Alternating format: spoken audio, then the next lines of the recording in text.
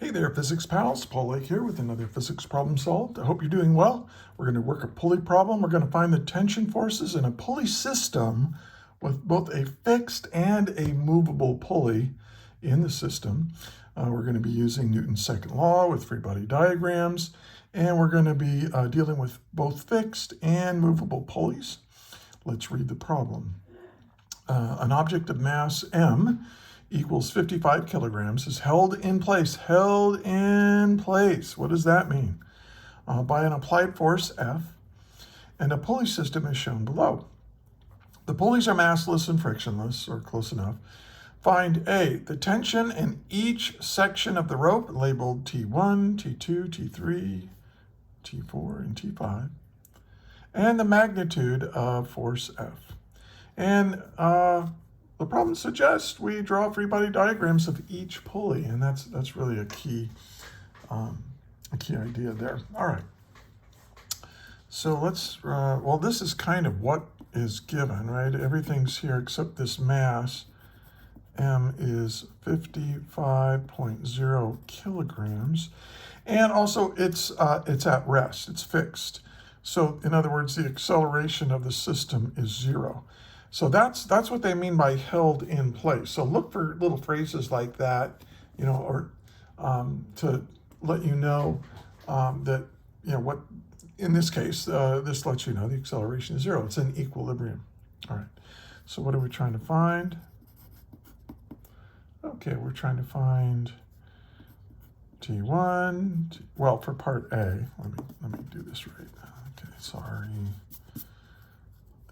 For part A, we've got T1, T2, T3, T4, T5, and then for part B, we want to find F. What force do I have to pull this down? And so let's get started. And one thing I suggest you do is try to work this problem yourself. And then if you get stuck or just want to check your work with mine, hit play. Don't skip around too much because I do a lot of instruction while I solve the problems, and I don't want you to miss out on any of that. Yeah. And one other thing, if you watch me solve this problem and you understand at the end what I've done, don't think that you can do this problem independently yet.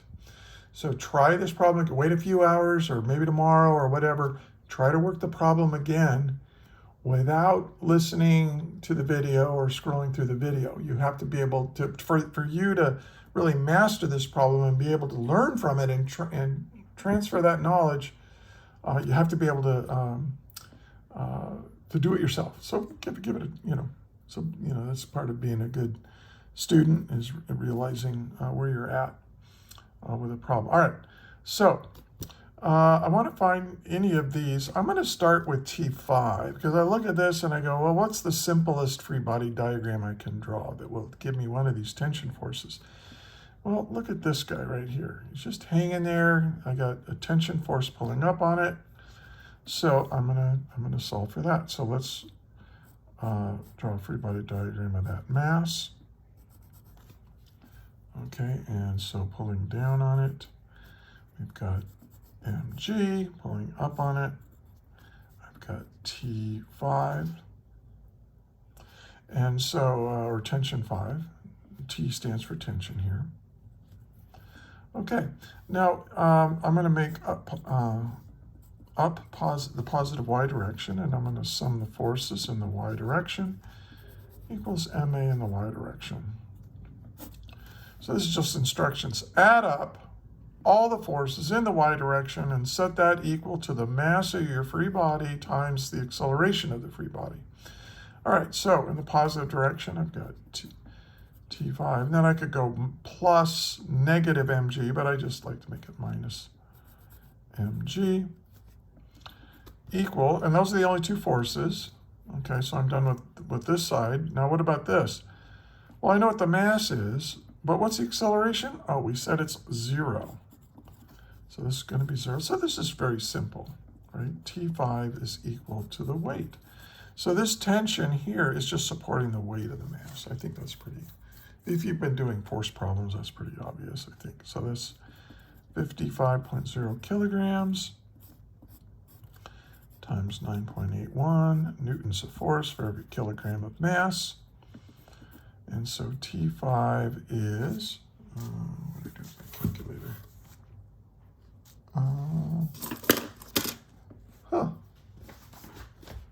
Well, I don't want to remake the video just because I have to. Oh, there it is. All right, sorry. I'm a human, and I don't edit. I'm a human being, so I make mistakes, and I'm lazy because I don't edit my videos. All right, 9.81 times 55 is, well, I'll round that off to 540. Try it yourself. 540, and kilogram cancels kilograms. That leaves newtons.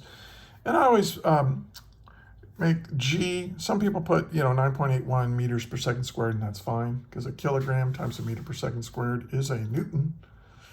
But when I'm not, there's nothing accelerating here. It's an equilibrium problem. So really, this is just kind of the G here is the gravitational field, which tells you how much force gravity pulls per kilogram of mass. 9.81 newtons of force per kilogram of mass, but we have 55 kilograms, which gives us 540 newtons of weight, and of course T5 is equal to that weight. So there's my first answer. Okay, now let's work our way up. So now I can look at these, this pulley right here. Draw a free body diagram of this pulley. And look, tension forces only pull. You can only pull, you can't push. So T2, the way it is here, it's going to pull up. And that's T2. And then this cord swings around here, and we have T3. Now, one of the things about a pulley is, especially a massless, frictionless pulley, these imaginary pulleys, although there's a lot of pulleys that are really small and really, really smooth bearings, there's no friction in them, or almost none. So yeah, I mean, saying that these are massless and frictionless is just an approximation that allows us to solve the problems more easily. And it's a good approximation quite often. All right. And so and then we have, well, look, if T5 is pulling up on this guy, T5 is pulling down on this. That's Newton's third law for every force on one object, T5 in this case, pulling up on the mass. There's an equal but opposite force on another object, and that is T5 pulling down on that pulley. So there's T5. And one of the things a pulley does, because it's massless and frictionless, is that all it does is change the direction of this tension force. So the tension everywhere in this rope is the same. Now, if you happen to have a pulley that is got friction in it and it's got a lot of mass, and you're actually accelerating something over it, then it's a more complicated problem. And we'll get to that when we get to torque and rotational inertia and all that, but we're not there yet. So this, don't worry about the mass of the pulleys, I guess is what I'm trying to say. All right, but you can still draw a free body diagram of it, because let's sum the forces in the y direction. Let's make this the positive y direction, equals the mass of the pulley times its acceleration. Of course, it's not going to accelerate. And yeah, so now look what I've got. I've got T2 and T3 in the positive direction. So I'm adding, and then minus T5 equals 0. And now, one of the things, what can we say about T2 and T3? They're equal to each other, right? So because this is just one string, tension is everywhere the same in that string. Tension forces is constant throughout the whole thing. So T2 equals T3. So I can just say, oh, well, T2, if T3 is equal to T2, this is just 2 times T2, and then is equal, and then T5 is over here. Well, we know that T5 is equal to 500, well, this is getting messy. 2T2 is equal to 540 newtons, which means that T2 is equal to 540 newtons divided by 2. And 540 divided by 2, you can probably do that in your head, huh? 540 divided by 2 is 270 newtons. And so now we can get all 3 of these answers right here. Because this is a a pulley system, the tension in this rope is everywhere the same, the magnitude anyway. So I can say T1 equals T2 equals T3 equals 270 newtons. Okay, and then finally, to get T5, or T4, I'm sorry, we need to draw a free body diagram of this pulley. Let's do that down over here. It's a little bit bigger.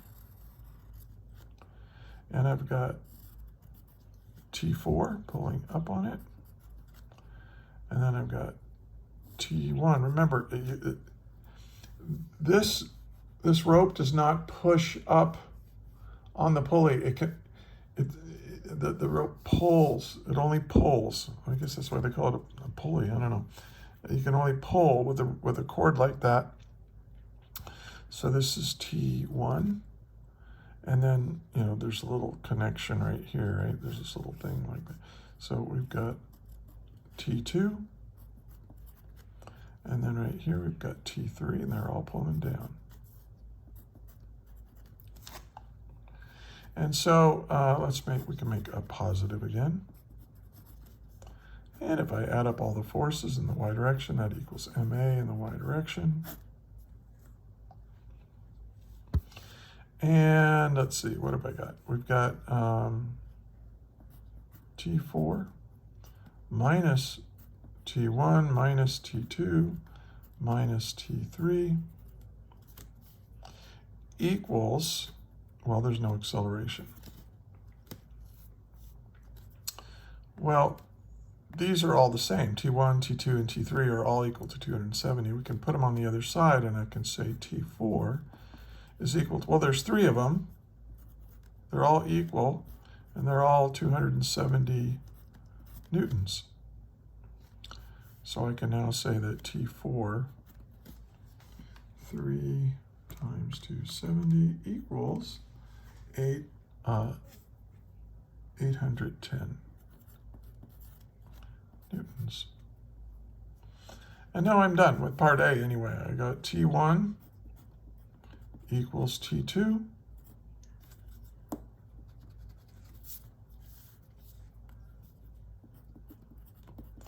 equals T3, and they're all equal to 270 newtons. And then I can say T4 is equal to 810 newtons. And I'll squeeze in T5 here right at the bottom of the paper. T5, what did we say T5 was? Was just the weight of that was 540. And these are my answers to part A. I like to put all the answers all in one little glob. All right, for part A anyway. Yeah, let me label this as part A. Now let's do part B, and part B is very simple. Look, the force that you pull down is the tension force in the rope. So you're pulling down on here, the rope pulls down on here, pulls up on your hand with an equal and opposite force. That's the way tension works in ropes, right? So I'm just going to say, hey, F is just equal in magnitude to T1, so F is equal to 270 newtons. Okay, and that's for part B, and that's all there is to part B. Now let's take it back up a little bit and look at this whole thing and discuss, some interesting insights that you can get out of this problem. Notice that this mass right here weighs 540 newtons. It's pulling down with 540 newtons. But to hold it fixed, because I have this pulley right here, I only have to pull with half that weight, with half the force. So that almost seems kind of magical, doesn't it? Well, there's a force multiplier. It's a simple machine. It's called a mechanical advantage. You may have dealt with mechanical advantage. So this cuts the force in half that you need to lift something up like that. Now, you pay a price. Let's say I want to lift this mass up like 1 meter. Let's say you want to lift this mass up off maybe the ground was down here and it was at rest on the ground, and you're using this pulley system to lift it up off the ground. Well, if you're going to lift this up 1 meter, you got to pull with 2 meters of length here. Why? Because this cuts it in half. I have to shorten this part by 1 meter, and I have to shorten this part by 1 meter. So to do that, I have to pull down on this by 2 meters. So I hope that makes sense. I hope that makes sense. I'm trying to be clear. Now, if I'm not clear, or if you have a question, put it in the comments, but put a timestamp with it, and I'll answer your question. If you put a timestamp, say, hey, at 12 minutes and 30 seconds, you said this, I will, I'll answer it. I have a small channel. I can get to all the comments. But if you don't put a timestamp, I'm not going to watch the whole video to find where your question is. So please put a timestamp. Or if you just want to say hi or say thanks or tell me where you're from. If you're from the Philippines, give me a wave. I got a lot of my viewers are in the Philippines for some reason. I'm in Fresno, California, so yeah. And also, if you look in the description, there's a link that will take you to some Google Docs where I've got problems like this, literally hundreds of lectures and example problems worked all the way out. And they're all organized by topic. You can click around and there's hyperlinks and all that all through it. So I think it's pretty well organized. Hey, subscribe to the channel. Give me a thumbs up. And share this with not just your friends in your class, but you could share this with your teacher. There are some teachers that use some of my problems and some of my worksheets with their classes, and I'm always honored when they do so. So do that. And finally, I want to thank you for watching all the way to the end, but I also want to thank you for being a physics student, because let me tell you something. If it weren't for hardworking and smart people like you learning how the universe works, our technologically based civilization will crumble. It'll fall. Why? Because it's all this technology that makes our lives better and last longer and more interesting. We understand our place in the universe. It's all based on a foundation of physics. So what you're doing is important. Also, it's pretty interesting. Isn't it kind of cool that you can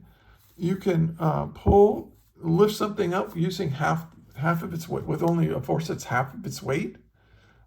That's pretty cool. And now with free body diagrams and so on, you really understand why that works. So yeah, so this is a good thing to know how to do, especially those of you who are going to study engineering. If you're going to be a mechanical engineering major, if you are or going to be, and you're going to work as a mechanical engineer, this is your bread and butter, doing these free body diagrams. So it's good stuff to study. And again, thank you for watching. And until the next video, may the net force be with you always. That is all.